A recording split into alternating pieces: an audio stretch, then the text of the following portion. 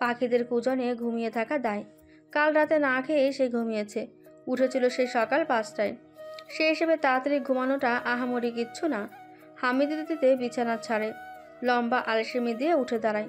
আম পাতা দাঁতে ঘষে ঘষে পুকুর থেকে অজু করে ফজরের নামাজ আদায় করে। মুস্কান মুক্তি ইতিমধ্যে উঠে নামাজে দাঁড়িয়েছে। পাখি বাড়ির আঙিনায় টোটো ঘুরঘুর করছিল। নেড়ি কুকুর টান টান হয়ে ঘুমাচ্ছে। নিশ্চয়ই সারা রাত্রি জাগ্রত থেকে সকাল সকাল ঘুমিয়েছে। কি স্নিগ্ধ মন মাতানো শিরশিরে হাওয়া, ভেতর বাইরে সবটা জুড়ে মুহূর্তের মধ্যে ঠান্ডা করে ও প্রশান্তি এনে দেয়। কেউ যদি প্রকৃত সতেজ হাওয়া খেতে চাও তাহলে খুব ভোরে উঠে পড়ো। বাইরে বেরিয়ে দেখো সৃষ্টিকর্তার সৌন্দর্য ঘেরা বৃক্ষগুলিকে। কতটা সুন্দর তারা। এই বৃক্ষগুলির কারণেই হাওয়াটা বেশি বহে। স্বাধীনকে দেখা গেল ছাই দাঁতে ঘষতে ঘষতে আসছে। ও উঠে গেছিস? আমি রোজই ভোরে উঠি, জানিস না বুঝি? জানি। মুখ কালি করতে করতে স্বাধীন ফের কলপার থেকে শুধালো। আমি বাড়ি যাচ্ছি, তুই যাবি? আমি যাব না। আমার ব্যাগটা আসার সময় নিয়ে আসিস। এখান থেকে স্কুলে যাব। ইউনিফর্ম না পরলে তোর পিছনে একতারা দোতারা সব পড়বে। সেটা আমি বুঝবো। ঠিক আছে। স্বাধীন সাইকেল নিয়ে বৃদ্ধা বাড়ি ছুটল। পাখি মাথা আছড়ে ঠিকঠাক হলো। স্নো পাউডার গালে ঘষে চোখে একটু কাজল লাগালো। ওড়নাটা বিশাল আকারের বড় ছিল। ইচ্ছের একটা ইনার ক্যাপ নিয়ে মাথায় দিয়ে ওড়না দিয়ে পারফেক্টভাবে হিজাব পরে নিল। মুস্কান এসে শুধালো। কই যাচ্ছিস? স্কুলে। ইচ্ছে যাবে না, ওরে তুলে দাও। পাখির স্নিগ্ধ মুখটার দিকে তাকিয়ে লম্বা দম ফেলে সে। ও যাবে না, শরীরটা ভালো নয়। আয়, আমি খাবার গরম করে দিচ্ছি। এত সকালে আমি কিছু খাই না। সে কি, না খেয়ে যাবি নাকি? না না, এটা ভালো দেখায় না পাখি। গতকাল রাতেও খাসনি, ঘুমাচ্ছিলি বলে আর ডাকিনি। সকালে কত মজা করলো, আর তুই পুরো পুরো ঘুমিয়েছিলি। তোর জন্য সব কিছু রেখে দিয়েছি, খেতে আয়। মিনিট পাঁচেকের মধ্যে মুস্কান বিরিয়ানি গরম গরম পরিবেশন করতে দিল।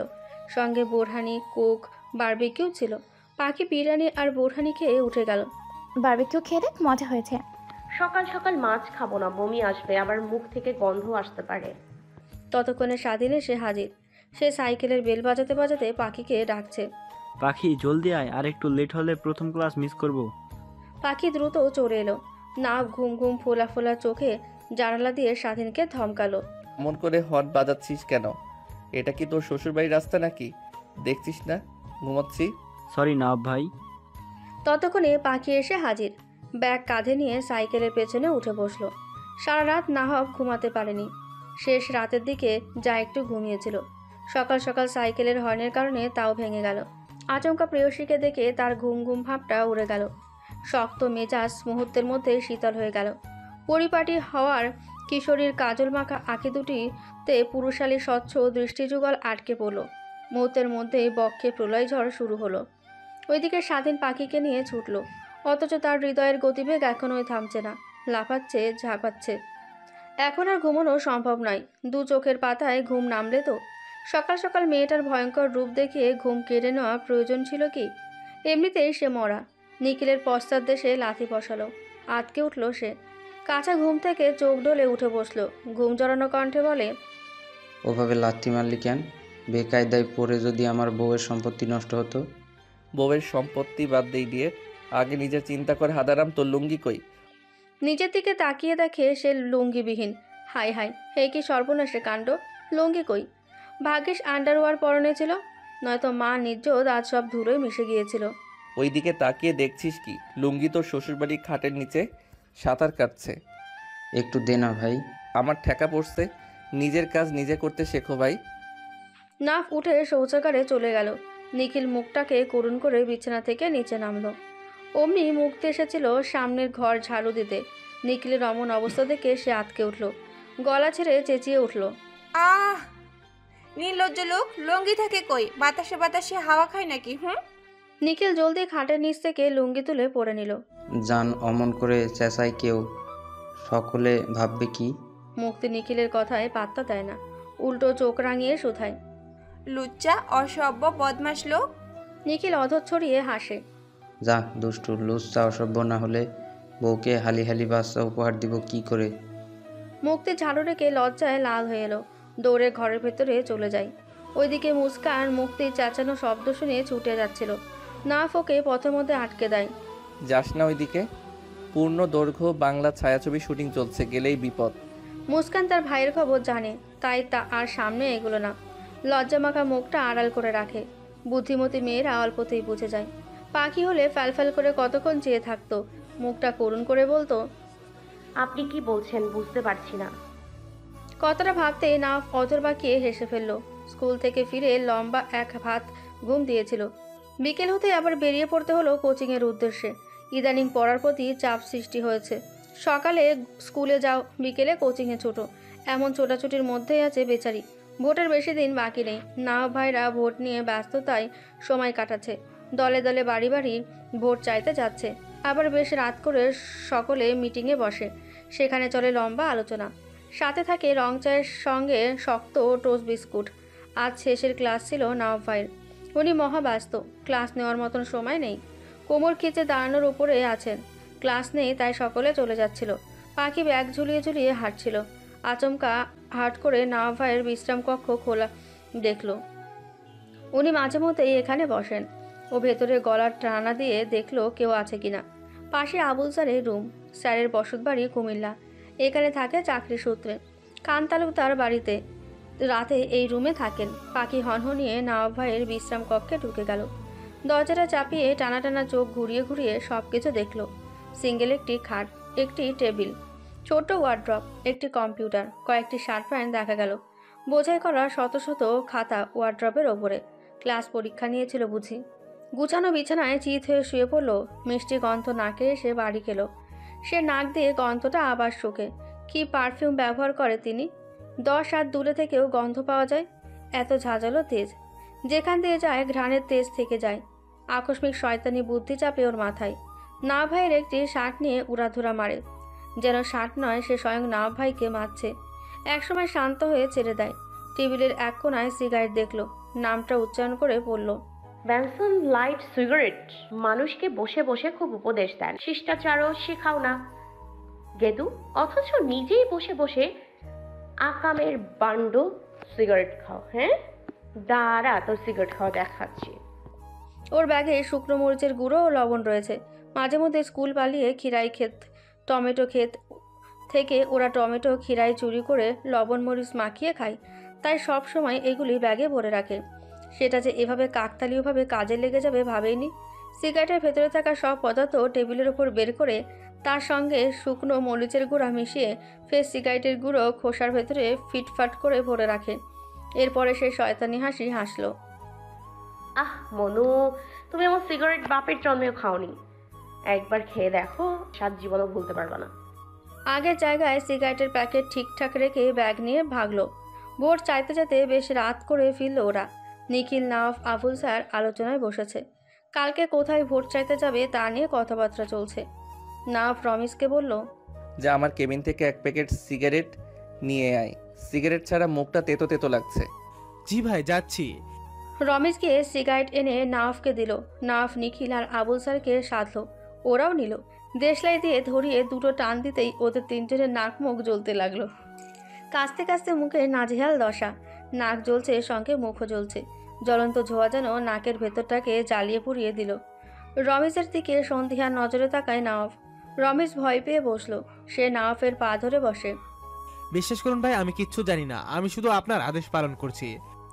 আবুল স্যার বললেন, নওয়াব, রমিত সত্যিই বলছে ও নির্দোষ। এই কাজ ওর দ্বারা সম্ভব নয়, কেননা সিগারেটের ভেতর মরিচের ঝাঁজ পাওয়া গিয়েছে। অন্তত মরিচের ফাঁকি মিশাতে অনেক টাইম লাগে, সেখানে ও গেল আর আসলো। অতএব দোষী ও নয়, অন্য কেউ। নওয়াব একটা একটা করে সব সিগারেট ছিঁড়ে খুলে দেখলো। সবটার ভেতরে শুকনো মরিচের ফাঁকি মেশানো। ওর মেজাজ আকাশচুম্বী হয়ে এলো। বড় বড় পা ফেলে কক্ষে ঢোকে।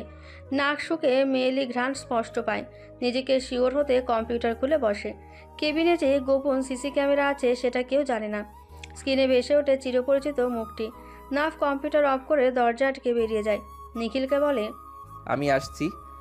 ফের ফিরে এসে বলে, পাখি কি তোদের বাড়ি? নিখিল আমতা আমতা করে বলে, হ্যাঁ, কিন্তু কেন? পরে জানবি। ঘুমন্ত মেয়েটাকে টেনে হিঁচড়ে উঠিয়ে নিয়ে এলো ইচ্ছে। না ভাইকে এই মধ্যরাতে চোখের সামনে দেখেও চক্ষু চড়ক গাছ। পালাতে চাইছিল, তার আগে নাওয়াব ওর হাত টেনে ধরল। ইচ্ছে একটা দেশলাই নিয়ে আয়। পাখি ভাবুক হয়, উনি কি সব বুঝে ফেললো? দেশলাই দিয়ে ছ্যাঁকা দেবে না তো? কি ভয়ঙ্কর সাংঘাতিক লোক, দিলেও দিতে পারে, বিন্দু মাত্র বিশ্বাস নেই। লোকটার মুখটা দেখলো একবার, লাল হয়ে আছে। কাণ্ড যা ঘটার সব ঘটে গেছে। ততক্ষণে ইচ্ছে দেশলাই এনে নওয়াফের সামনে দিল। নিন নবাব ভাই। পকেট থেকে একটি সিগারেট বের করে সেটা দেশলাই দিয়ে জ্বালিয়ে ইচ্ছেকে শুধালো। নাক চেপে ধর। নিজে একটি মাস্ক পরে পাখিকে সিগারেট এগিয়ে দিল। নে খা। খাবো মানে? ছি নওয়াব ভাই, মাঝরাতে একজন মেয়েকে কাঁচা ঘুম থেকে তুলে এনে আপনি সিগারেট খাওয়াচ্ছেন? এই আপনার মনুষ্যত্ববোধ, নৈতিকতা? আপনার বুদ্ধি শুদ্ধি দেখছি সব লোপ পেয়ে বসেছে। তাছাড়া ধূমপান স্বাস্থ্যের জন্য ক্ষতিকর, এতে ক্যান্সার হয়। চিন্তা করিস না, একটা খেলে তোর ক্যান্সার হবে না। হলে এতদিন তোর আগে আমি পরপারে থাকতাম। নে টান মার। আশ্চর্য, এসব কুখাদ্য আমি খাবো কেন? খাবি না? না। পাখির কণ্ঠে একগুঁয়ে জেদ। ইচ্ছে গাবে লাঠিটা দে তো। ইচ্ছে নওয়াফের হাতে লাঠি এনে তুলে দিল। পাখি ওকে শুধালো। তুই আমাকে পেটানোর জন্য লাঠি এগিয়ে দিচ্ছিস? এই তোর বন্ধুত্ব? নওয়াফ ওকে ধমকালো। মুখে নে, না নিলে লাঠির সাইজ দেখছিস তো, একটা পিটানো মাটিতে পড়তো না। অগত্যা পাখি সিগারেট মুখে নিল। একটি টান দিতেই কাশতে কাশতে দম বন্ধ এলো। চোখে পানি এসে ভিড় জমিয়েছে। মুখ বড্ড জ্বালা করছে। আর পারছি না। পুরোটা শেষ করে তারপরে উঠবি। পারবো না। তুই পারবি, সঙ্গে তোর বাপও পারবে। মায়ের ভূতও ভয় পায়, সেখানে তো তুই পাখি। জোর করে ওর মুখে ফের তুলে দিলেন তিনি। ঝাঁঝালো গন্ধে কিশোরীর কাশি উঠে এলো। নাক দিয়ে মুখ দিয়ে পানি বের হচ্ছে। চোখ দুটি অশ্রুতে টইটুম্বুর। পাখি সিগারেট ফেলে দিল। কাঁচতে কাঁচতে মাটিতে বসে পড়ল। চোখ মুখ জ্বলে যাচ্ছে ওর। ছটফটিয়ে ওঠে সে। অশান্ত মনে চুল খামচে চিৎকার করে ওঠে। নাভ ঠিক ওর পাশ বরাবরই বসলো।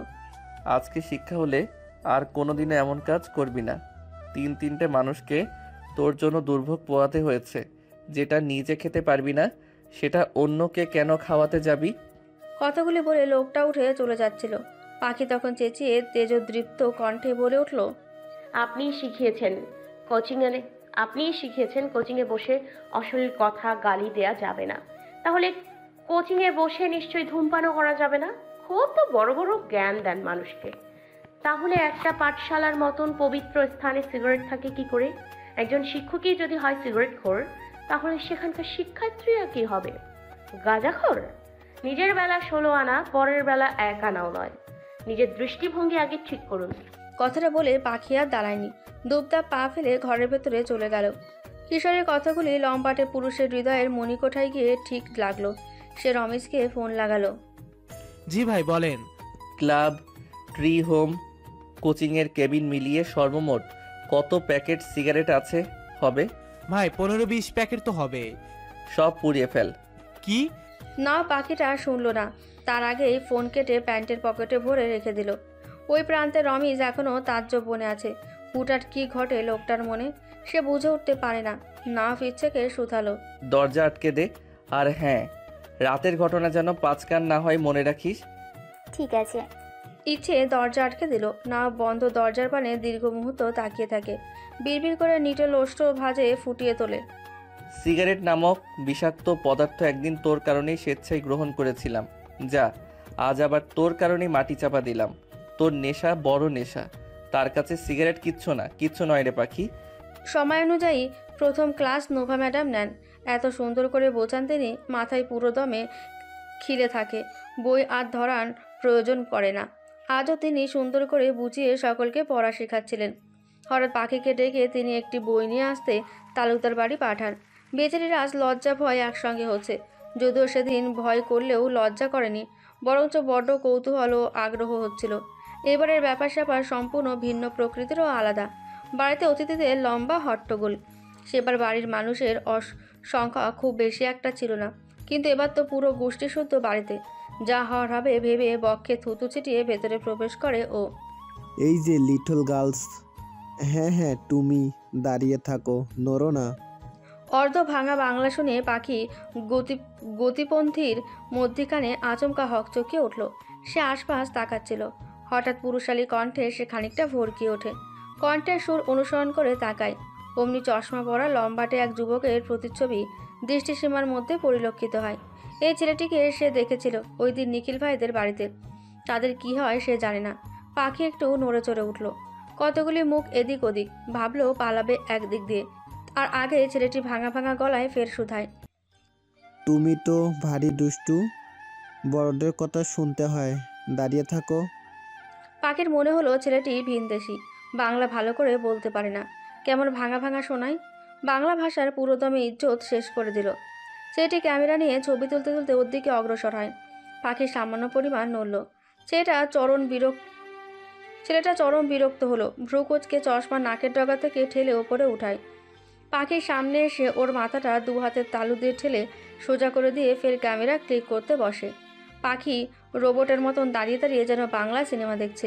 এ কোথায় এসে পড়লো সে কি কোনো মডেল?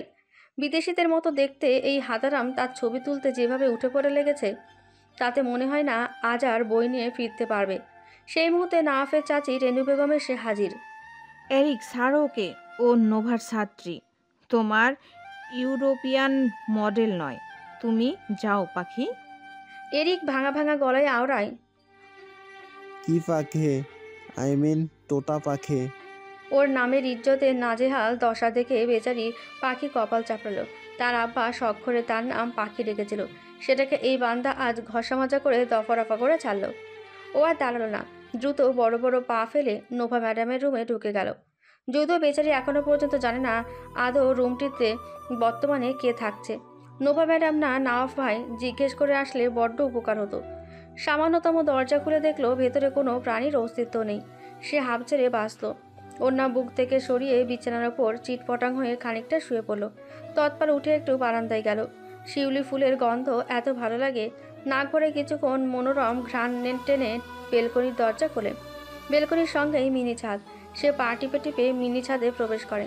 একপাশে ছোট্ট আকারে সুইমিং পুল, রেলিংয়ের গা ঘেঁষে ফুল ফলের গাছ। এর মধ্যে সবচেয়ে বড় গাছ দুটির মধ্যে বকুল আর কাঠগোলাপ। কিছু সংখ্যক ফুল নিচে পড়ে বিছিয়ে আছে। ও একটি কাঠগোলাপ ছিঁড়ে কানের নিচে গুজে দিল। নাজুক হেসে মুখটা লজ্জায় ঢেকে ফেল। পরবর্তীতে নিচে পড়া ফুলগুলি কুড়াতে উঠে পড়ে লাগে। ওড়না ভর্তি ফুল কুড়ালো। এইগুলি দিয়ে সে মালা গাঁথবে। এরপরে বইয়ের ভাঁজে ভাঁজে রেখে দেবে। যখন ফুলগুলি শুকিয়ে যাবে আলাদা একটি সৌন্দর্য ফুটে উঠবে। আর কয়েকটি ফুল বাকি আছে, সে তুলবে বলে মনস্থির করলো। এর মধ্যে পুরুষালী গাম্ভীর্যে ভরা কণ্ঠের সুরধ্বনি কলকলি উৎকর্ণে এসে ঠেকল। কি করছিস তুই? পরিচিত কণ্ঠের বচনধ্বনি উৎকর্ণে ঢুকতেই কিশোরীর চরণতয় থেমে পড়ে। আকস্মিক অন্যায় যা ফুল ছিল সবগুলি অসাবধানতায় পড়ে গেল। ওগুলোর দিকে অসহায় চোখে তাকিয়ে পিছু হটে যায়। ঘাড় ঘুরিয়ে লম্বাটে পুরুষালীর প্রতিচ্ছবি অক্ষি কোটরে স্পষ্ট প্রস্ফুটন হয়। পুরো শরীর মিলিয়ে একটা তোয়ালে মাত্র পরনে। সুইমিং পুল থেকে সবে উঠে এসেছে। চুলগুলি কপালের সঙ্গে লেপ্টে নেতিয়ে সারা শরীর বেয়ে বেয়ে বিন্দু বিন্দু জলকণা ঝরে। বুকের পা পাশে অস্পষ্ট একটি নাম লেখা, যদিও বোঝা যায় না, তবুও যথেষ্ট সন্দিগ্ধ। পুরুষালী বুকের দিকে চোখ পড়তে সে শুকনো ঢোক গেল। চওড়া সিক্স প্যাক শরীর, হাতের পেশিবহুল রগগুলি ফুলে ফেপে টান টান হয়ে দাঁড়িয়ে, পুরো একজন বডি বিল্ডারের মতন দেখতে। ধূসর আঁখি যুগল ষোড়শিনী বালিকার মুখবিবরে স্থির। ফের নিটল ওষ্ঠ ভাজে ভাজে সুধান। চোরের মতন দাঁড়িয়ে আছিস কেন? মনে হয় যেন চুরি করতে এসে ধরা খেয়েছিস। চুলগুলি ঝাঁকিয়ে পানিগুলি পাখির মুখের ওপর ছড়িয়ে ছিটিয়ে দিল। কিশোরী দু চোখ বন্ধ করে ঘন ঘন দম ছাড়ে। চোখ খুলে ফের বলিষ্ঠ দেহটা চোখে পড়ে। কারো রুমে ঢুকতে হলে পারমিশন লাগে, এটা অন্তত জানা উচিত ছিল। রুমে কেউ ছিল না। তাহলে কি বলতে চাচ্ছিস? আমি এলিয়েন? ওমা, সেই কথা কখন বললাম? বাদ দে, আমার ফুল চুরি করে কানে গুঁজেছিস আমি স্পষ্ট দেখেছি। এখনই জরিমানা দে। তৎক্ষণাৎ কানে হাত চলে গেল পাখির। সামান্য একটা ফুলের জন্য উনি জরিমানা নেবে? এ কেমন লোক রে বাবা! কথায় কথায় অকারণেই টাকা জরিমানা করে। পাখি ঠোঁট উল্টালো, চিনচিনে গলায় বলে, আমার কাছে টাকা নেই। লোকটা সময় নিয়ে দম ছাড়েন। খানিকটা সান্নিধ্যে ঘেঁষে বলে কঠিন বদনে, তুই জানিস ফুলটার দাম কত? এটা বিদেশি ফুলের গাছ ছিল। জানলে কি ছিঁড়তাম? ও নওয়াফ ভাই, শোনেন, আপনার ফুলের দাম 5 টাকাই তো হবে, তাই না? এর বেশি তো না। আমি আব্বাকে বলে 5 টাকা এনে আপনাকে দিয়ে দিব। এখন যাই। ছি ছি পাখি, আমাকে তোর ভিখারি মনে হয়? এর এক একটা ফুলের দাম কত জানিস? পুরা 100 টাকা। পাখি আতকে উঠল। এত দাম? ঠাডা মিশা কথা। জি, এত দাম। এটা তো তোর শ্বশুরবাড়ির সম্পত্তি নয় যে লোকে ফাও বিলাবে। তাছাড়া এটা তো বাংলাদেশি জাতও নয়। এত কথা বাদ, ঝটপট টাকা বের কর। টাকা না পেলে তোকে সুইমিং পুলে বেঁধে রাখবো। আপনি এত নিষ্ঠুর, আমার সঙ্গে এত টাকা নেই। যদিও মানবতার খাতিরে মাফ করতে পারি, তবে এক শর্তে। আমার কিছু কাজ আছে, সেসব করে দিবি, তাইলেই মাফ। পাখির মেজাজ খারাপ হলো। ওনার কাজ তাকে কেন করতে হবে? তাকে কি কাজের লোক পেয়েছে? এখন ভালোই ভালোই মেনে নিক, এরপরে সুযোগ বুঝে পালিয়ে যাবে। ঠিক আছে, আমি রাজি। কাঠগোলাপ গাছের পিছনে দেখ, একটা ঝাড়ু আছে, ওইটা দিয়ে পুরা ছাদ ঝাড়ু দিবি। এরপরে আমার রুমে আসবি, বাকিটা পরে বুঝিয়ে দিব। কথাগুলি বলে সুতনু পুরুষ চুল ঝাড়তে ঝাড়তে চলে গেল। পাখির হয়েছে যত জ্বালা। এই সন্ধ্যায় কেউ গোসল করে? অদ্ভুত এক লোক। ছাদ ঝাড়ু দিতে তার কোনো কষ্ট নেই, কিন্তু এই না কুচু লোকটার হুকুম পালন করতে হবে এটা ভেবেই তার গা জ্বলে যাচ্ছে। কানের নিচ থেকে ফুলটাকে ফেলে পা দিয়ে পিষে ফেলল। তোর জন্য সব হয়েছে। না থাকবি তুই, না থাকবে আর ঝামেলা। কোমরে ওন্না বেঁধে ছাদ ঝাড়ু দিতে নামলো। নাফ কফির মগ নিয়ে ফের ফিরে এলো। ঝাড়ু দিচ্ছিস না যুদ্ধ করছিস? অন্তত সুন্দর করে ঝাড়ু দে, একটাও যেন ময়লা না থাকে, তাহলে আজ সারা দিনেও বাড়ি ফিরতে পারবি না। পাখি ঝাড়ু হাতে রণমূর্তি রূপ ধারণ করে দাঁড়িয়ে থাকে। ইচ্ছে করছে ঝাড়ু দিয়ে লোকটাকে পিটিয়ে সোজা করতে। নাফ আর চোখে কিশোরী রাগান্বিত ধানি লঙ্কা মুখশ্রী দেখে মুচকি এসে রুমে চলে এলো। পাখির ছাদ ঝাড়ু দেওয়া হলে ঘরমাক্ত মুখ নিয়ে নাফের নিকট হাজির হলো। ললাটের ঘাম মুছতে মুছতে বলে, নওয়াব ভাই, নোভা ম্যাডামের ইংরেজি বইটা দেন, আমি চলে যাচ্ছি। লোকটা ল্যাপটপ টিপছিল, মাঝে মধ্যে কফিতে চুমুক বসান। ওর দিকে না ফিরে টাইপিং করতে করতে বলেন, আমার কিছু কাপড় আছে, ওইগুলি আগে ভাঁজ করে দিয়ে তারপরে যাস। কোমরে হাত উঠিয়ে মুখটা রক্তিম করে নাকের পাটাতন ফুলিয়ে সে ঘোর বিরুদ্ধচারণ করে বলে উঠল, আমাকে কি ঘরের বউ না কাজের মেয়ে পেয়েছেন? হ্যাঁ, সেই তখন থেকে একটা না একটা কাজ করিয়েই যাচ্ছেন। এসব কাজ আমার দ্বারা হবে না। উনি নির্লজ্জের মতন হাত পেতে বলেন, দে 100 টাকা দে, তারপরে চলে যা। নওয়াব ভাই, আপনি কিন্তু অন্যায় করছেন। সামান্য একটা ফুলের দাম 100 টাকা হয় কেমনে? আমাকে কি বোকা পেয়েছেন? তোর কাছে সামান্য হতে পারে, কিন্তু আমার কাছে তার মূল্য অনেক। পায়ের নিচে পিষে চ্যাপটা হওয়া ফুলটাও এগিয়ে দিল। নিন আপনার মূল্যবান ফুল, যত ঝামেলা এটার জন্য। 2 আঙুলের ফাঁকে ফুলটিকে নিয়ে ভ্রু কুঞ্চিত করে শুধান তিনি। এটার জীবন আছে, কিন্তু এ কেমন ফুল দিলি? একটা ভালো জীবন্ত ফুল অন্তত দিতি। আশ্চর্য, আপনাকে আমি প্রপোজ করছি নাকি? এটা আপনার সেই ফুল যার কারণে জরিমানা চাচ্ছেন। তোর মুখ ইদানিং বেশি চলছে রে পাখি, দিব দাঁত ভেঙে। পাখি আর কথা বাড়ালো না, চটপটে গলায় প্রশ্ন ছড়ে, কোথায় জামা কাপড়? দিন, ভাঁজ করে দিই। দিন কানা নাকি তুই? চোখের সামনে খাটের উপর দেখতে পাচ্ছিস না? পাখি বিরক্তিসূচক বিড়বিড় করে ফরিয়াদ করে, ও আল্লাহ, এই লোকটা যেদিন মরবে আমি মসজিদে 5 কেজি জিলাপি সত্যি সত্যি বিতরণ করব। এত বজ্জাত মহিলা কেন তুই? দোয়া করছিস? অন্তত সুন্দর ভালো করে কর। এই অল্প বয়সে আমার বউকে কেন বিধবা করতে উঠে পড়ে লেগেছিস? পাখি আর কোনো কথাই বলল না, একদম মুখে কুলু পেটে রইল। চুপচাপ কাপড়গুলি ভাঁজ করতে করতে নিষিদ্ধ জিনিসটির দিকে আকস্মাৎ চোখ পড়ে। মুহূর্তের মধ্যে সে বুদ্ধিশুদ্ধি লোপ পেয়ে নির্বোধ হয়ে রইল। কালো রঙের আন্ডারওয়্যারটার দিকে ঘৃণিত চোখে একবার তাকায়, আরেকবার নওয়াব ভাইয়ের দিকে তাকায়। লোকটার এদিকে কোনো খেয়াল নেই, সে টাইপিং করতে মহাব্যস্ত। ও কেনি আঙুল দিয়ে নাক ছিটকে ধরে জিনিসটা নিচে ফেলে দিল। এরপরে ডান পা দিয়ে লাথি মেরে খাটের নিচের দিকে দিয়ে দেয়। পায়ে একটা শব্দ করে ব্যথাও পেল। অমনি লোকটা ল্যাপটপ রেখে ওর দিকে সন্দিহান নজরে ঘুরে ফিরে বলে, কিরে, খাটের নিচে অমন করে লাথি মেরে কি ফেললি? যা বাবা, লোকটা বুঝে ফেললো। ও ভেবেছিল মনে হয় জিজ্ঞেস করবে। পাখি, ব্যথা পেয়েছিস? উনি তা না করে খাটের নিচে কি ফেলছি তা জিজ্ঞেস করছে। আহা, কি মহৎ লোক রে বাবা! খাটাস বজ্জাত লোক একটা। তোর কোনো দিনও বিয়ে হবে না। মুখে বলল, না না না, কিছু ফেলেনি, পায়ে ব্যথা পেয়েছি। লোকটা তেমন প্রতিক্রিয়া দেখালো না, উল্টো দরজা লক করে দিয়ে চলে গেল। হায় হায়, এখন সে বের হবে কেমনে, কী করে? গোছানো কাপড়গুলি অগোছালো করে গালে হাত রেখে ভাবুকে বসে। কিছুক্ষণ পরেই একজন মেয়েড আসে। ওনাকে দেখে পাখি জলদি টেবিলে গিয়ে বই খুঁজতে আরম্ভ করে। সকল বই তছনছ করে দিয়ে একটি বই হাতে তুলে নেয়। মেয়েড আর চোখে ওকে দেখে প্রশ্ন ছুড়ল, বন্ধ করে তুমি কি করছো? পাখি দাঁত বের করে হাসে, আমতামতা করে ভাবে কি বলবে।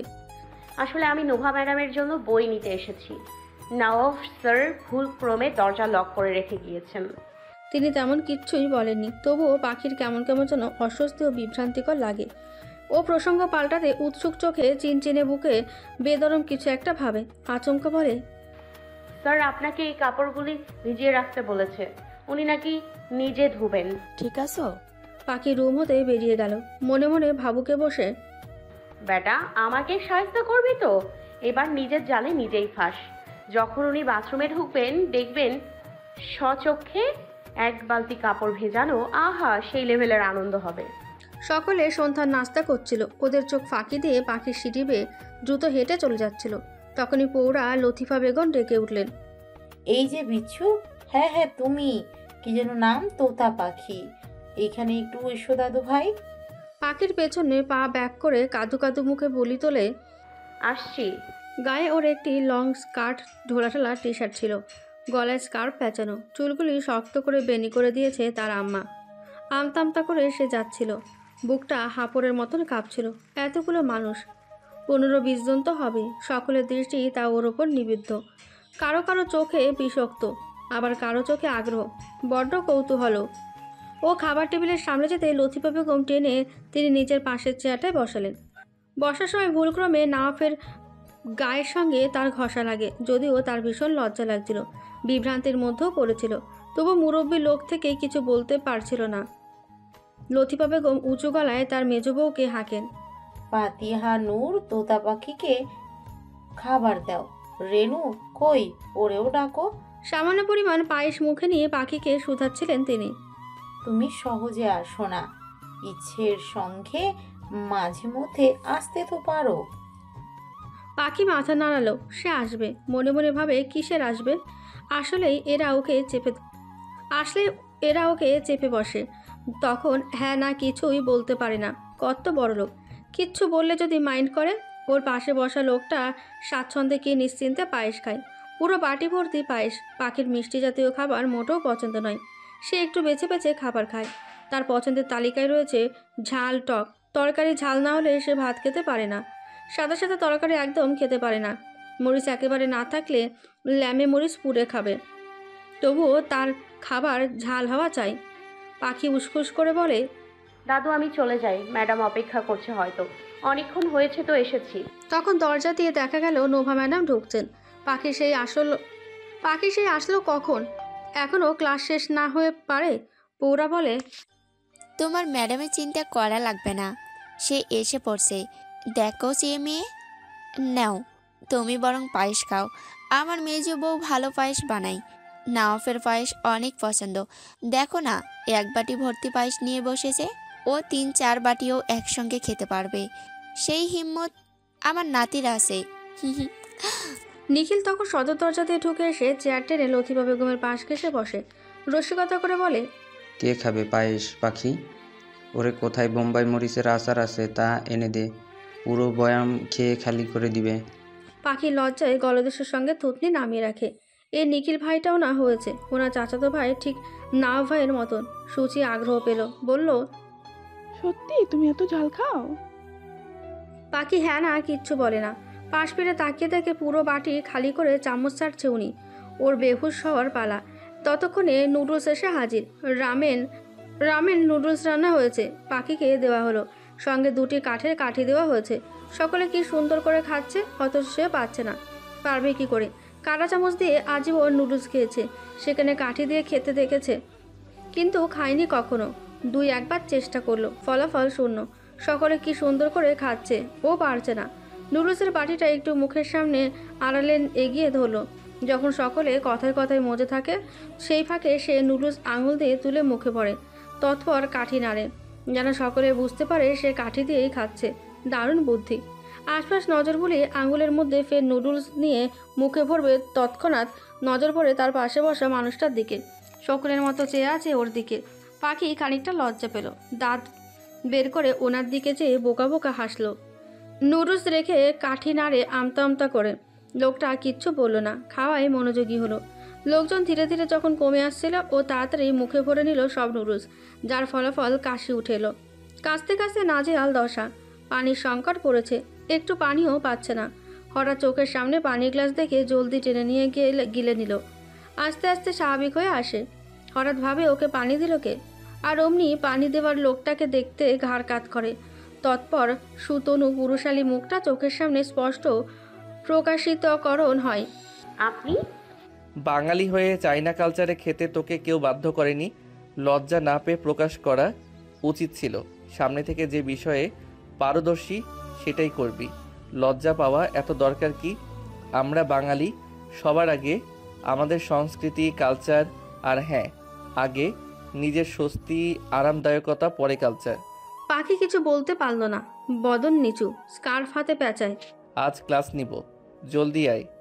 পাখি নাককে ক্রস করে জলদি হেঁটে চলে গেল। লোকটা লম্বা দম ছেড়ে কোচিং এই প্রথম 2-4 গ্রামের মধ্যে বাণিজ্য মেলা হচ্ছে, তাও খাসেরহাট নামক স্থানে। উদয়পুর থেকে খাসেরহাটের দূরত্ব মোটামুটি ভালোই। সেখানে রাস্তার পাশে বিলের মধ্যে বাণিজ্য মেলা বসেছে।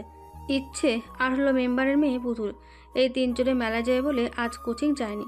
অথচ বাসায় বলে এসেছে তারা স্কুল শেষে কোচিং করে নানা বাড়ি যাবে। কেউ বুঝতেও পারেনি ওদের মন গড়া মিথ্যা গল্প।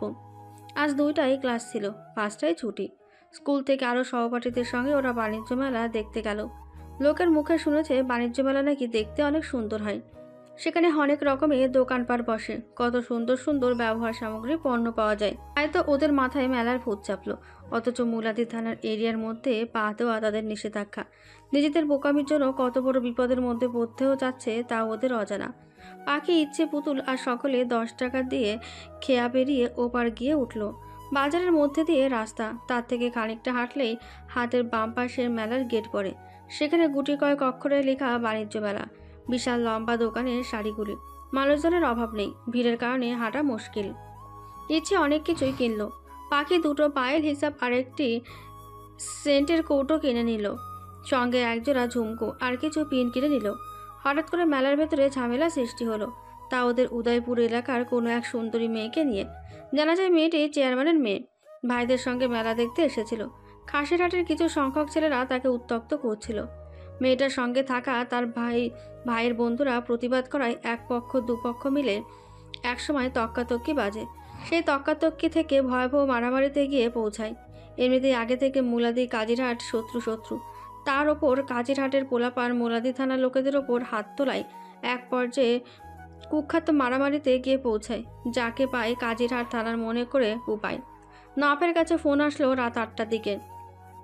চেয়ারম্যান ফোন করে জানালো বিষয়টি। ওনাকে নাকি ফোন করে বলেছে মেয়েকে যদি পেতে হয় মন্ত্রীপুত্রকে পাঠিয়ে দিতে। নাফ নিজে খাসিরহাট বাজারে এসে যেন নিয়ে যায়। নাফ ওর চাচার জন্য বাড়ি বাড়ি ভোট চাইতে গিয়েছিল। অমন খবর পেয়ে তার মাথায় রক্ত উঠে এলো। কিছু করার কথা শুনিয়ে দিল চেয়ারম্যানকে। জানে মুলাদি থানা আর কাজিরহাট থানা বহুদিন যাবৎ দ্বন্দ্বে আছে, তবুও কেন সেখানকার মেলায় যেতে হবে। 20-25 জন মানুষ নিয়ে সে বাইকে করে বেরিয়ে পড়লো। হাতে হকি স্টিক, রামদা, চাপাতি ছড়ি। ও জানে পুলিশ 2 পক্ষের ঝামেলার মধ্যে জড়াবে না, যা করা তাদের করতে হবে। এক হাত দিয়ে বাইক চালায়, অন্য হাতে নিখিলকে ফোন করে। হ্যাঁ বল। আছিস কই? বাড়ি আছি। ইচ্ছে পাখি ওরা কি বাড়ি? হ্যাঁ দুটোই। না বাড়ি গিয়েছে শুনলাম, কিন্তু হঠাৎ এসব জিজ্ঞেস করছিস কেন? পরে বলবো, রাখছি। নাফরা যখন খাসেরহাট গিয়ে পৌঁছায় তখন রাত 8:30। ওদের বাইকের শব্দ পেয়ে সাবেক মন্ত্রীর পুত্র ইলিয়াস ও পিয়াস ওদের লোকদের রামদা নিয়ে ঝাঁপিয়ে পড়তে উপদেশ দেয়। ওরা আগে থেকে রামদা চাপাটি নিয়ে পূর্ব প্রস্তুতি নিয়েছিল। নাফ আসলে যেন আক্রমণ করে বসে। এদিকে সব মানুষ ভয়ে পালিয়েছে। দোকানিরা দোকান আটকিয়ে নিরাপদ আশ্রয়ে চলে গিয়েছে। পাখি, ইচ্ছে, পুতুল ওরা স্টেজের নিচে চুপটি করে ঘাপটি মেরে বসে আছে। সকলের ভয়ে কাঁপাকাঁপি অবস্থা। যখন তারা পালিয়ে যাবে বলে মনস্থির করলো, তখন দলে দলে অস্ত্র হাতে লোকদের মেলার ভেতরে আসতে দেখে জলদি ওরা স্টেজের নিচে লুকিয়ে পড়ল। নাভ ভাই ওপর পিয়া হামলা করার আগে তিনি সরে যান। বাম হাত দিয়ে গায়ে আঘাত করার আগে সেখানে অন্য একটি ছেলে এসে আঘাতপ্রাপ্ত হয়। 2 পক্ষই সমান সংঘর্ষ হচ্ছে। সামনে যাকে পাচ্ছে কলা গাছ কাটার মতো কেটে ফেলছে। নাভ পিয়াসকে কয়েকটা ঘুষি বসালো। রামদা দিয়ে আঘাত করে জিজ্ঞেস করে বলে, চেয়ারম্যানের মেয়ে কোথায়? ওই শালিকে তো আগেই ছেড়ে দিয়েছি। চেয়ারম্যানকে কেবল হুমকি দিয়েছি তোকে আনার জন্য। আজ আর বেঁচে ফিরতে পারবি না। আমার ছেলেরা অস্ত্র নিয়ে আরও আসছে দলে দলে। নাপের শ্বেত শুভ্র মুখটা মুহূর্তের মধ্যে রক্তিমগ্নিশিকা ধারণ করে বসে। ললাটের শিরা উপশিরা টান টান হয়ে দাঁড়িয়ে যায়। পেশিবহুল হাতে ধারালো অস্ত্র নিয়ে ফের হামলে পড়ে ওদের ওপরে। রক্তের গঙ্গা বয়ে যায় পুরো মাঠ জুড়ে। পাখিসহ ইচ্ছে ধরফর করে কাঁপছে। কান্নাকাটি এক পর্যায়ে নাফের মুঠোফোনটি আকস্মিক বেজে ওঠে। একবার নয় 2-3 বার। বিরক্ত হয়ে স্টেজের পেছনে গিয়ে সে ফোন ধরে। নিখিলের নাম্বার দেখে ব্যাক করে। তোর কি হয়েছে মরার ম্যাডাম? ভাই রাগ করিস না, একটা গুরুত্বপূর্ণ খবর পাইছি। পাখি আর ইচ্ছে নানা বাড়ি যায়নি, ওরা আজ কোচিংয়েও আসেনি। স্কুল ছুটি শেষে মেম্বারের মাইয়ার লগে ওরা খাসের হাট মেলায় গেছে, এখনও বাড়ি ফেরেনি। ওরা এখনও মেলাই আছে। যা করবি ভেবে চিন্তা করবি। আমি মোলাদ্দি পর্যন্ত রমিজ সহ আরও অনেকেরে নিয়ে এসে গেছি, চিন্তা করিস না, পৌঁছাতে আমার বেশি সময় লাগবে না। নাফের মাথায় এলোমেলো হয়ে এলো। সে চিৎকার করে মোবাইলটারে আছড়ে মারল। ড্যামিট, পাখিরে আজ তোরে চোখের সামনে পেলে ডাইরেক্ট খুন করে ফেলবো। নাফ ইশারায় সাফিনকে ডাকে। মন দিয়ে শোন, তোর ভাবি ইচ্ছে মেম্বারের মেয়ে পুতুল মেলার ভিতরেই আছে। কথাটা 5 কান করবি না। তোর দায়িত্ব হলো ওদের খুঁজে বের করা এবং নিরাপদ আশ্রয়ে নিয়ে যাওয়া। জি ভাই, আমার জীবন দিয়ে হলেও তাদের রক্ষা করব। গুড, সাব্বাস বেটা। ইচ্ছের প্রচুর বাথরুমের বেগ আসলো। সে পাখিকে সাধলো। একটু চল না, স্টেজের পিছনেই বাথরুম। পাখি কাঁপাকাঁপির কারণে কথাই বলতে পারল না। পুতুল বলে, এই মৃগী রোগী যেতে পারবে না, যেভাবে কাপা কাপা করছে নির্ঘাত চিৎপটাং হয়ে শুয়ে পড়বে। তার চেয়ে বরং ও থাক, আমি যাচ্ছি। শোনো, এখান থেকে কোথাও যাস না, আমরা এসে যেন পাই। পাখি মাথা নাড়ল। সে যাবে না, এখানেই থাকবে। হঠাৎ পাখির নজর পড়ল নাওয়াব ভাইয়ের দিকে। উনি আসলো কখন? ইয়া আল্লাহ, আজ বুঝি আমার মায়ের কোলে ফিরে যেতে পারবো না। পাখির সামনে বসে তিনি 4-5 জনকে উড়াদোড়া কোপাচ্ছেন। অমন লোমহর্ষক নৃশংসতা ঘটনা চোখের সামনে দেখে পাখির অবস্থা শোচনীয় হয়ে আসে। চোখ মুখের রং উঠে যায়, বুকটা ছলাৎ করে ওঠে, ফ্যাকাশে মুখ হয়ে আসে। এর মধ্যে 2 জন ছেলে পেছন থেকে নাওয়াব ভাইকে আঘাত করে বসে, যার ফলস্বরূপ কাঁধ কেটে ওনার রক্ত পড়ে। উনি রামদা দিয়ে ছেলে দুটোর কাঁধ থেকে হাতে আলাদা করে দিল। রক্তের ফিনকি পাখির হাতের উপর এসে পড়ল। মেয়েটা ভয়ে আড়ষ্টপূর্ণ হয়ে উঠল। পেট উতলিয়ে বমি এলো। নাক চেপে নিজেকে সর্বদা গুটিয়ে নেয়। নাফের সাদা শার্ট রক্তে চুপচুপে ভেজা হয়ে আছে। বৃদ্ধা আঙুল দিয়ে রামদায়ের রক্ত টান মেরে ফের আক্রমণ করতে এগিয়ে যায়। এর মধ্যে জানাজানি হয়ে যায় নাওয়াফের জিএফ ও তার বোন মেলায় আছে। এই খবর পাওয়ার পর পিয়াস আর ইলিয়াস পাগলা কুকুরের মতন খোঁজে। বাথরুমের সামনে একটি মেয়েকে দেখে ওরা ভাবে ওরাই হবে। সেই মুহূর্তে ইচ্ছেও বেরিয়ে আসে। ওদের দিকে ধেয়ে আসে ইলিয়াস। আঘাত করার আগে দেখে নওয়াফ ওর ডান হাত কেটে ফেলছে। এই দৃশ্য পাখি স্টেজের নিচ থেকে দেখে। তার আবারও ভীষণ বমি পাচ্ছে, মাথাটা ঘুরঘুর করে ঘুরপাক খাচ্ছে। ইচ্ছে কিছু বলবে তার আগে ওর গালে পুরুষালী হাতে চর বসিয়ে দেয়। ইচ্ছের খুব কান্না পাচ্ছে। না ভাই কখনো ওর গায়ে হাত তোলেনি, যখন আজ ফার্স্ট টাইম তুললো ওর ভীষণ খারাপ লাগলো। তোদের সঙ্গে আরেকজন কই? স্টেজের নিচে। নব স্টেজের নিচে যায়, দেখে সেখানে সম্পূর্ণ ফাঁকা। কই গর্ধবটাই? নাই তো ওখানে। কিন্তু আমরা তো ওখানেই ওকে রেখে এসেছি। ঠিক আছে, তোরা এখানেই স্টেজের নিচে থাক, আমি আসতেছি। এর মধ্যে নিখিল এসে হাজির। ও নিজের সঙ্গে গুটি কয়েক মানুষ আর অস্ত্র নিয়ে এসেছে। এতগুলো মানুষের সঙ্গে না পেরে সাবেক মন্ত্রীর পুত্ররা পালানোর আগে হুমকি দিয়ে গেল, এতদিন তোর দুর্বলতা সম্পর্কে জানতাম না, আজ যখন জেনেই গেছি তাহলে খেলা মজাই হবে। ভালো লাগবে আমার বিছানায় তোমার জীবন্ত ফুটফুটে ফুলটাকে দেখতে মাম্মা। এবার খাট কাঁপানোর ইতিহাস গর্ম। নাফ মুখ দিয়ে বিশ্রী ভাষায় গালি দিল, শোরের বাচ্চা দাঁড়া বলছি। এক বাপের জন্ম হয়ে থাকলে দাঁড়া, সৃষ্টিকর্তার কসম আজ ফিরে যেতে দেব না। তার আগে শয়তানগুলি পালালো। রক্তাক্ত শার্ট করে নাফ নিখিলকে শুধায়, ইচ্ছে আর পুতুল স্টেজের নিচে আছে। সে কি পাখি কই? জানি না, অসভ্যটায় কোন চিপাই লুকিয়ে আছে। একবার হাতের কাছে পাই শুধু, ওরে জনমের মতন মেলা দেখার তৃষ্ণা মিটাবো। নাফের সব কথা পাখির দোকানের পেছনে বসে আছে। নাফের সব কথা পাখি দোকানের পেছনে বসে শুনলো। আজ যে উনি পেলে ওকে আস্ত রাখবে না তা বেশ জানা। এত রক্ত দেখার পর যে অজ্ঞান হয়নি ভাবতেও অবাক লাগে। যত দ্রুত সম্ভব সবার চোখ ফাঁকি দিয়ে তাকে পালাতে হবে। ও দৌড়াচ্ছিল, সঙ্গে পায়েলের সুরও বাজছিল। কি দরকার ছিল শখ করে পায়েল দুটি কেনার? কিনেছে তো বেশ ভালো কথা, এখনই পড়ার কি প্রয়োজন ছিল? এখন ওরাই ওকে বিপদের মধ্যে ফেলবে। পায়েলের শব্দ পেয়ে তার ধ্বনি অনুসরণ করে নাওয়াব গেটের দিকে এগিয়ে গেল। দেখলো তার প্রাণপ্রিয় জীবন্ত ফুলটা ঝড়ের গতিতে প্রাণপণে দৌড়াচ্ছে। ও পাখির পেছন পেছন ছোটে। পাখি, স্টপ স্টপ, থাম বলছি। ধরতে পারলে ছাড়বো না। ওনার হাতে এখনও রক্তাক্ত রামদা। ধরতে পারলে যে এমনি তো ছাড়বে না তা জানা আছে। সে কোমর খিচে দৌড়ায়। যত দ্রুত সম্ভব পুরুষালীর হাতের নাগাল থেকে বের হতে হবে। কিন্তু পুরুষের দৌড়ের সঙ্গে পারা কি এতই সহজ? আচমকা শক্ত হাতে ওর চুল টেনে ধরে লোকটা। পিচ ঢালায় রাস্তার ওপর ছুঁড়ে মারে। পাখি ছিটকে পড়ে। শুকনো ঢোক গিলে পিছিয়ে যায়। উনি সামনে আগান। হাতে ধারালো চকচকে রক্তাক্ত রামদা, যা ওর ভয়কে দ্বিগুণ হারে বাড়িয়ে তুলছে। ওনাকে এই মুহূর্তে বীভৎস দানবের মতন দেখতে মনে হচ্ছে। সমস্ত মুখ রক্তের জন্য চেনা যাচ্ছে না। নৃশংসতা, খুনের পর সে বীভৎস দৃশ্য বলে এখনও যেন তাজা, যার প্রভাব কিশোরী মনকে সচেতন সজাগ করে দেয়। পাখির ছোট দেহটা কাঁপনের স্থিরতা টের পায়। বুকের ওঠানামা স্পষ্ট প্রকাশিতব্য। ঘন ঘন দম পড়ে। লোকটা কাছে আসতেই পাখি ওনার মুখে থুতু নিক্ষেপ করে। লোকটা চোখ বন্ধ করে রাগকে কন্ট্রোল করে। ততক্ষণে দেখে কিশোরীর পায়েলের ধ্বনি ফের বাজে। আবারও পালাতে চেষ্টা করে। এবার লোকটা ভয়াবহ রেগে গেল। ক্রোধের বহিঃপ্রকাশ রন্ধ্রে রন্ধ্রে প্রকাশিতব্য। আদল শক্ত করে আসে। চোখ দুটিতে যেন বৈশানরের শিখা দপদপে জ্বলে। পাখি থাম, আমি তোকে আঘাত করব না, থাম প্লিজ। আপনি আমাকে পেলে ওদের মতো খুন করে ফেলবেন নওয়াব ভাই। আজ আমি থামবো না। আমার বাঁচা উচিত। এখনো আমার বিয়ে হয়নি। এত অল্প বয়সে আমি মরতে চাই না। সিরিয়াস মুহূর্তে ওর এমন কথা শুনে নাও ফেসে ফেলল। ওরে বোকা মেয়ে, তোকে খুন করবে কে? তখন নিখিল বাইক নিয়ে এলো। নাফ লাফ মেরে বাইকে উঠে পাখির সামনে এসে হাজির। মেয়েটা পিচ ঢালাই রাস্তার ওপর দৌড়াচ্ছিল। নাফ ওকে টান মেরে কোমর ধরে নিজের সামনে বসিয়ে দিল। এক ফোঁটাও নড়বি না, তোর বিচার বাড়ি যাই তারপরে করব। রাত 12টার কাটায় ছুঁই। উঠোনের মধ্যে ইচ্ছে আর পাখি অপরাধের কাঠগড়ায় দাঁড়ানো। ওদের দু হাত পেছনে নিয়ে বেঁধে দেওয়া হয়েছে। ওদের ঘেরাও করে দাঁড়িয়ে আছে নিখিল, নাফ, স্বাধীন, রমিজ, সাফিন, মুস্কান। মুস্কান আর স্বাধীন বাদে সকলেই আহত। ওদের মাথায় মোটা মোটা ব্যান্ডেজ, কাপড় রক্তে ভেজা, এখনও পাল্টায়নি। মোটা লাঠি দিয়ে ওদের সামনে নওয়াব দাঁড়িয়ে আছে। স্বাধীন ওনাকে একটা চেয়ার এনে দিল বসতে। উনি চেয়ারে বসে লাঠি নাড়িয়ে নাড়িয়ে শুধান, কার পারমিশন নিয়ে তোরা মেলায় গিয়েছিলি? দুজনে নীরব। নওয়াব প্রধান্বিত বদনে হুমকি ঝাড়ে, কণ্ঠের বেগ বহাল রাখেন। মস্তিষ্কে ক্রোধের আধিক্যের হুটোপুটি চলে। খানিকটা নীরব থেকে পুনরায় বলেন, কথা বলবি না তো ঠিক আছে।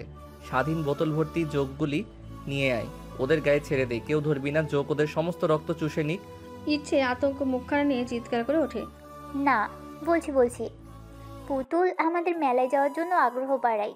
ভাত খাস ভাইয়ের, আর কথা শোনাস মেম্বারের মাইয়ার? এটা তো খুব খারাপ কথা। আর তোর পাশের জন কি বোবা? মুখে এখন আর খই ফুটে না, কুলু পেটেছে। মুখে তালা দিয়ে রাখছে কেন? দুজনে হাত পাতবি, পাঁচটা করে মোট 10টা পাবি। পাখি ঘোর বিরুদ্ধচারণ করে উঠল। মুখটা এগিয়ে নিয়ে গিয়ে বলল, আমার ব্যাপারে যা সিদ্ধান্ত নেয়ার আমার বাবা মা নেবে। আপনি কে আমার বিচার করার? আমার গার্জিয়ান তো ননই। তাহলে কোন অধিকারে আমাকে শাসন করতে চাইছেন? ইচ্ছেকে করছেন, ভালো কথা। সে আপনার বোন, কিন্তু আপনার সাথে আমার কোনো সম্পর্ক নেই। একটা আছে, হ্যাঁ, আপনি আমার টিচার আর আমি আপনার ছাত্রী, তাও কোচিংয়ের। কিন্তু এখন তো কোচিংয়ের সময় নয়, অতএব আপনি আমার গায়ে হাত তুলতে পারবেন না। যদি তুলতে আসেন আমি ছেড়ে দিব না। সকলে অবাক হয়ে গেল ওর কথা শুনে। যে লোকটা ওদের নিজের জীবনের রিস্ক নিয়ে বাঁচিয়ে এলো, তাকে কিনা অকৃতজ্ঞের মতন কথা শোনাচ্ছে।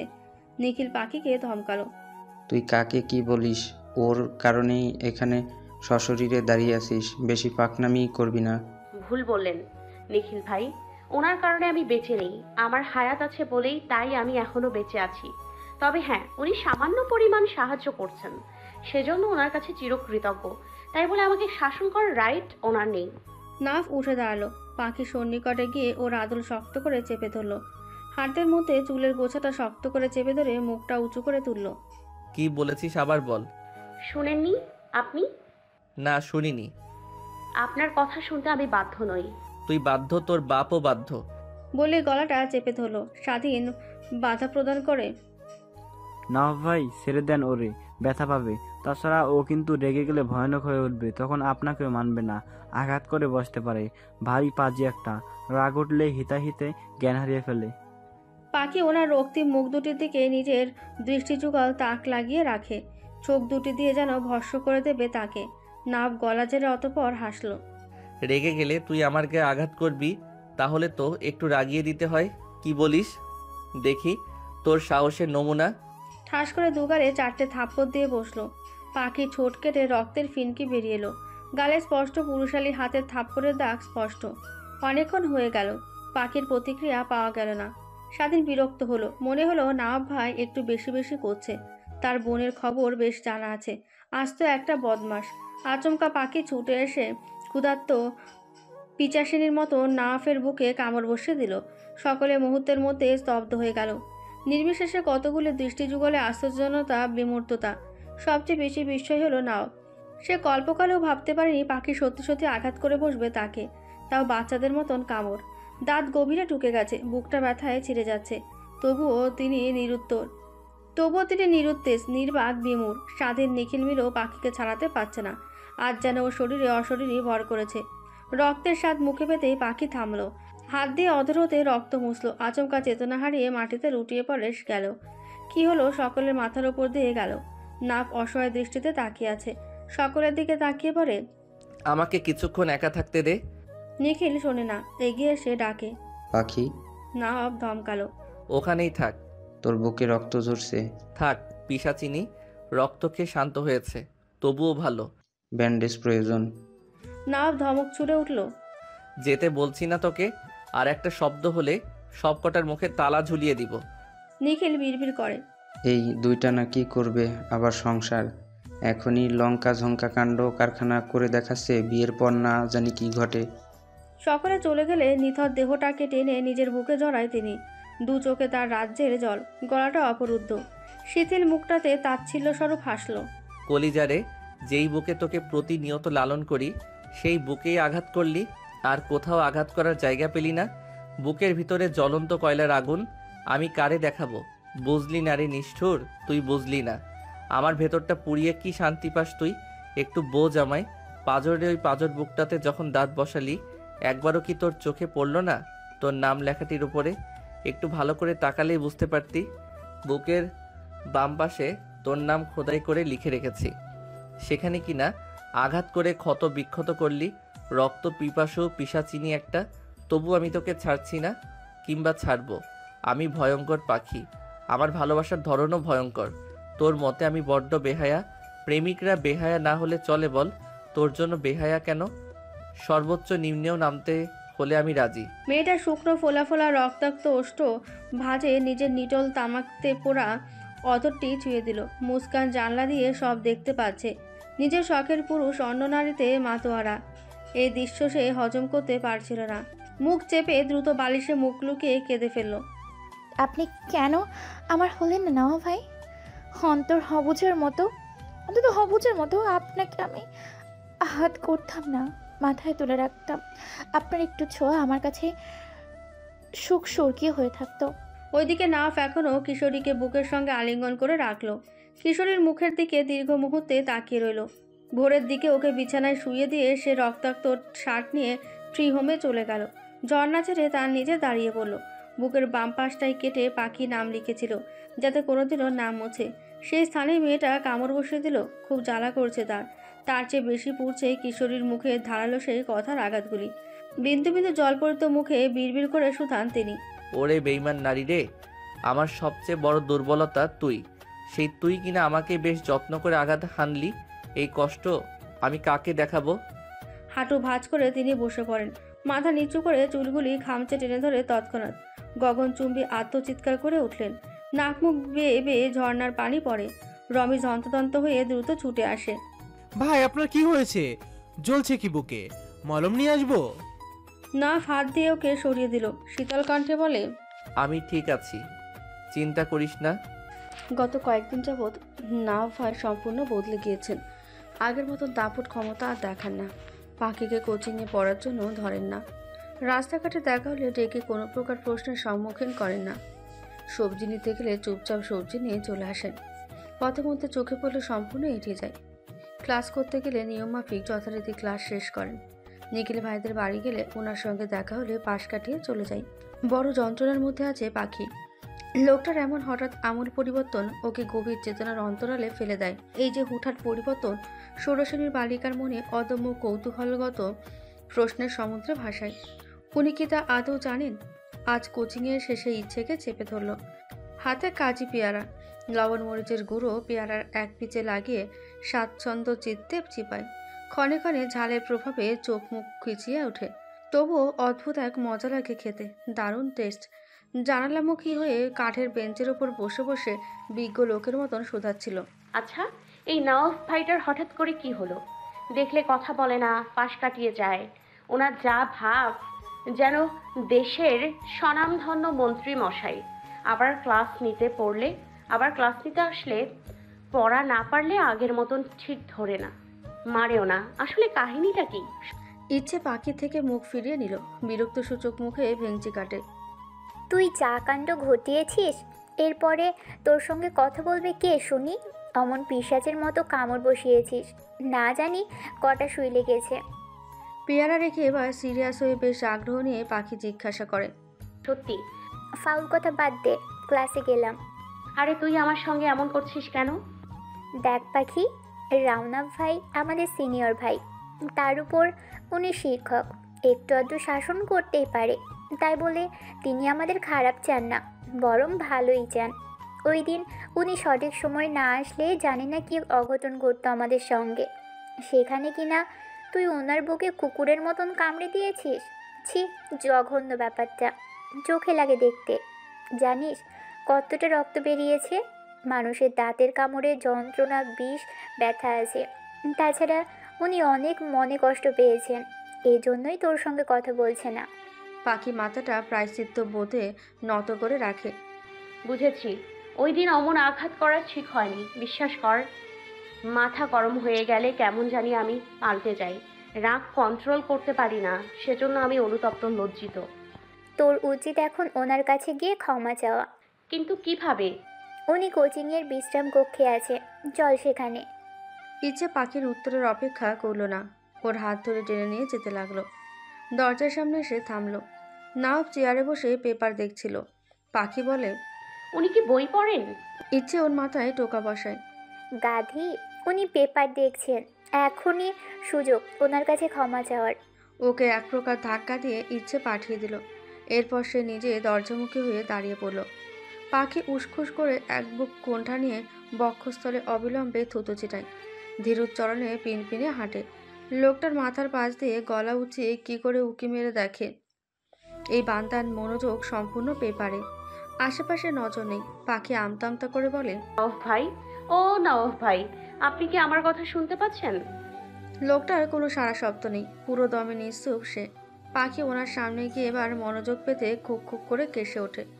লোকটা ওর দিকে তাকায় না পর্যন্ত, সম্পূর্ণ পেপার দেখতে ব্যস্ত। পাখির বড্ড মন খারাপ লাগলো। ইচ্ছে দিকে তাকালো, ওই ইশারায় বলছে, যা, আবার ট্রাই কর।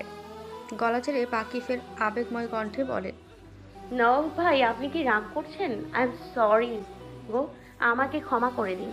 আমি আমার অমন জঙ্গলি আচরণের জন্য সত্যি সত্যি অনুতপ্ত।